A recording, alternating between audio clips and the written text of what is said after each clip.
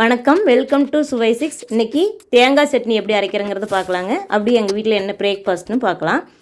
என்ன பிரேக்ஃபாஸ்ட்னு பார்த்திங்கன்னா கோதுமை தோசை, அதுக்கு சைட் டிஷ்ஷாக தேங்காய் சட்னி கொஞ்சம் தண்ணியாட்டம் வச்சாங்க. இந்த மாதிரி வைப்போம். ஒவ்வொரு நாள் இப்படி வச்சா ரொம்ப சூப்பராக இருக்கும். ஒவ்வொரு நாள் கெட்டி சட்னியாக வைப்பேன். இந்த மாதிரி மாற்றி மாற்றி வைப்பேங்க. ஒவ்வொரு நாள் செமி கிரேவி மாதிரி அந்த டைப்பில் வைப்பேங்க. நல்லாயிருக்கும், ரொம்ப சூப்பராக இருந்தது. இந்த தோசை கோதுமை தோசை மட்டும் இல்லைங்க, இது வந்து ராகி மாவு, ரவை எல்லாமே கலந்த தோசை தாங்க. மிச்சம் இட்லி மாவு இருந்தால் அது கூட இந்த ராகி மாவு, அரிசி மாவு இதெல்லாம் கலந்து ஒரு தோசையாக சுடுவேன்.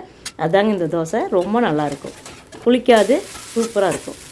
உங்களுக்கு என்னோட இந்த சுவை 6 சேனல் பிடிச்சதுன்னா சப்ஸ்கிரைப் பண்ணி சப்போர்ட் பண்ணுங்கள். அதே மாதிரி இல்லத்தரசி கோலம்ங்கிற ஒரு கோலம் சேனல் இருக்குது, அதில் விளாக்ஸும் கொடுப்பேன். அந்த சேனலையும் பாருங்கள். அந்த சேனல் பிடிச்சாலும் சப்ஸ்கிரைப் பண்ணி சப்போர்ட் பண்ணுங்கள். இந்த மாதிரி ஒரு தோசை, அதுக்கப்புறம் பழைய சோறுங்க. பழைய சோறும் ரொம்ப ஹெல்த்தி தான், நல்லாயிருக்கும். இந்த மாதிரி எங்கள் வீட்டில் ஒவ்வொரு நாள் பிரேக்ஃபாஸ்ட் இருக்குங்க. அதை தான் இன்றைக்கி உங்களுக்கு வீடியோவாக கொடுத்துருக்குறேன். தேங்க்யூ ஃபார் வாட்சிங்.